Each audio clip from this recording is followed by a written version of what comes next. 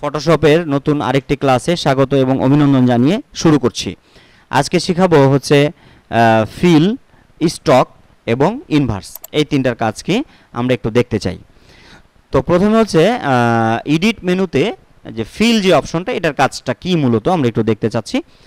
ফিলের কাজটা হচ্ছে আমরা যদি একটা লেয়ার নিই, এই যে এটা ব্যাকগ্রাউন্ড হিসাবে আছে, আমরা একটা লেয়ার নিলাম, লেয়ারটা নিতে হয় হচ্ছে এখান থেকে, এখানে ক্লিক দিলে লেয়ার প্লেটের এখানে এসে এখানে প্লাসে ক্লিক দিলেই নতুন একটি লেয়ার চলে আসবে। এরপর আমি এখানে একটা রেক্ট্যাঙ্গেল বক্স আঁকলাম, বক্সে কে আমি এই বক্সটার ভিতরে ফিল কালার দিতে চাচ্ছি, মানে ভিতরে কালারটা দিতে চাচ্ছি। তাহলে কালারটা কিভাবে দিব?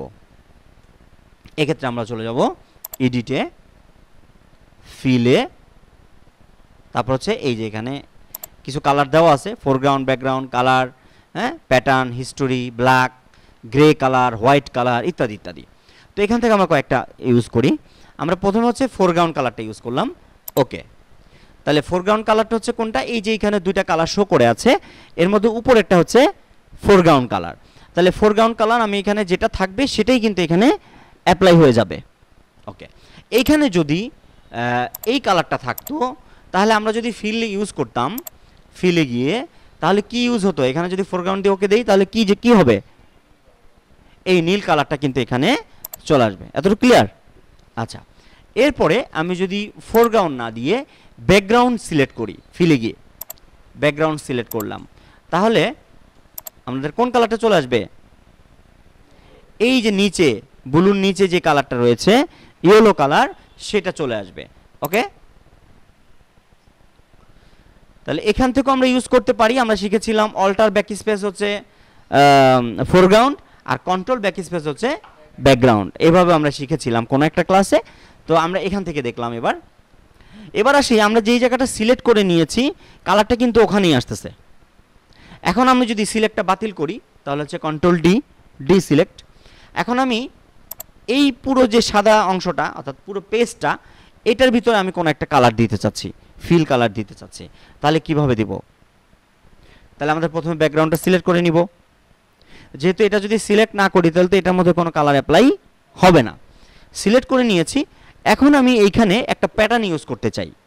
ফোরগ্রাউন্ড এবং ব্যাকগ্রাউন্ড তো ইউজ করতে পারবোই, এখন আমরা একটা প্যাটার্ন ইউজ করতে চাচ্ছি। কিভাবে? এডিট, ফিল,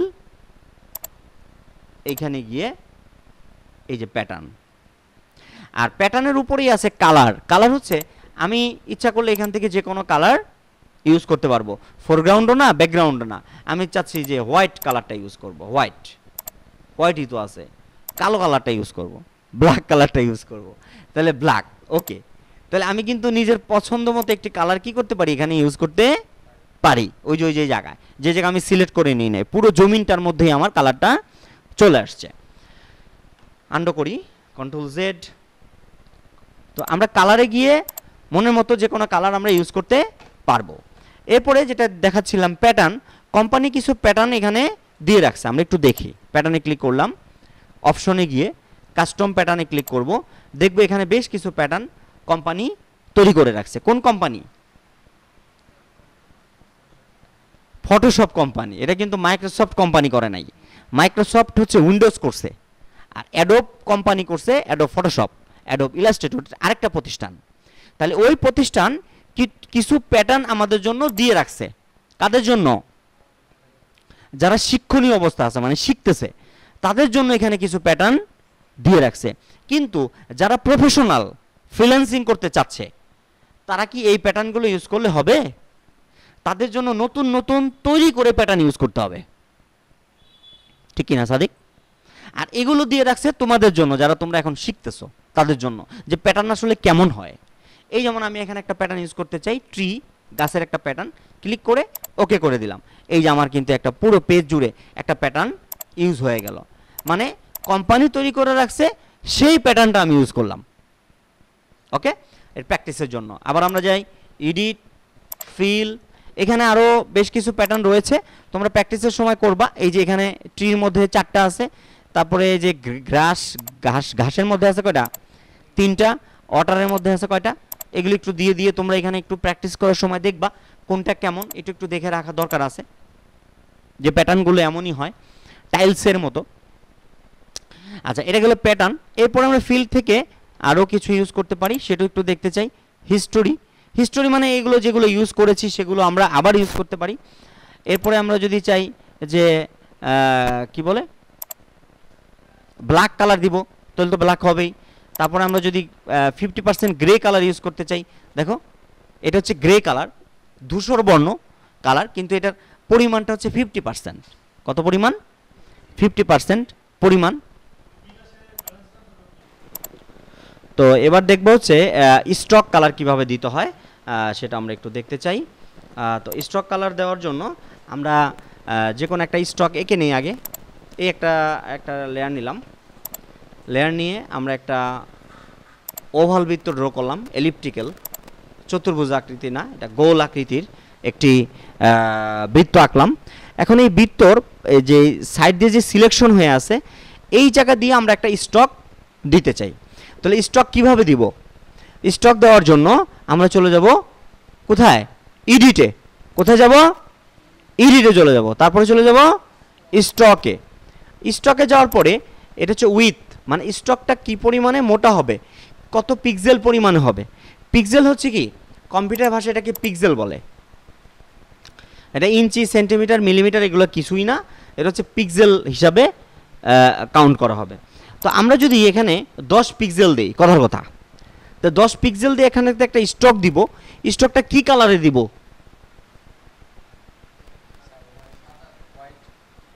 হোয়াইট দিব, যেহেতু ব্যাকগ্রাউন্ড হচ্ছে গ্রে, তাহলে এটার সাথে একটা হোয়াইট দিলে ভালো লাগবে।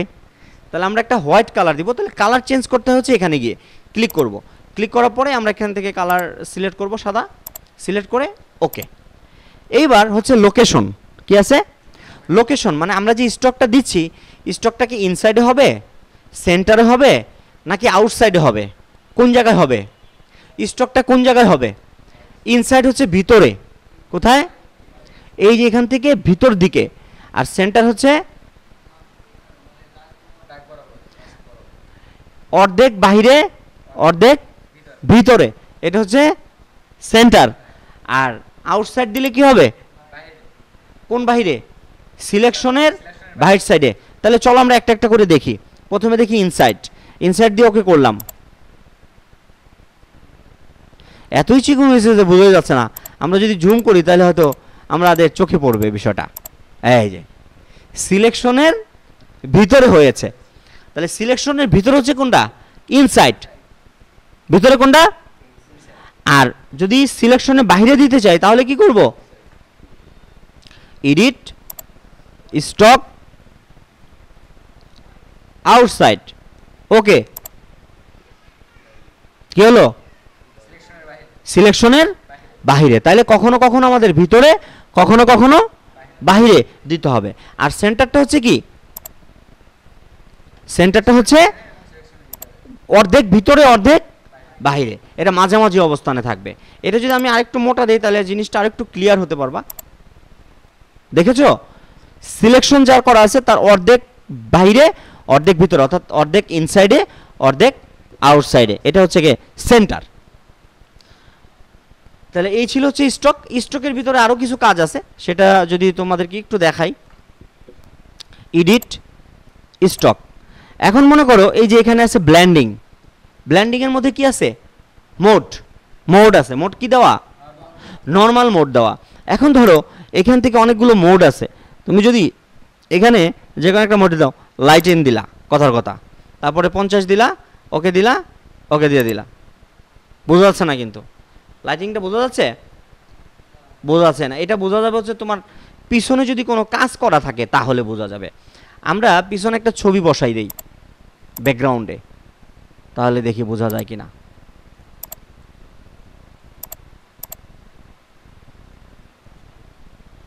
এই ছবিটা আমাদের ব্যাকগ্রাউন্ডে বসাই দেই, কি বলো? বড় করে দেই।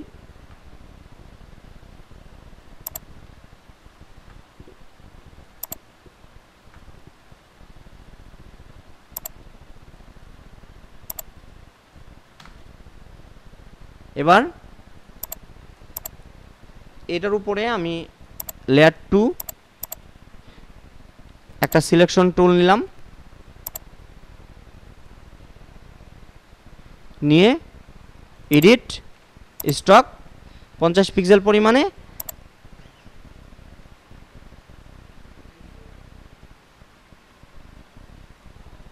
ওকে বোঝা যাচ্ছে কিছু এগুলো আসলে ছবিতে বোঝা যায় ভালো একটু লাইটিং হয়েছে আর কি আচ্ছা এখন যদি আমরা অপাসিটিটা কমাই দেই তাহলে কি হবে দেখি স্টক আমরা এখান থেকে অপাসিটি কত দেওয়া আছে 100% অপাসিটি যদি আমি 20% দেই তাহলে কি হবে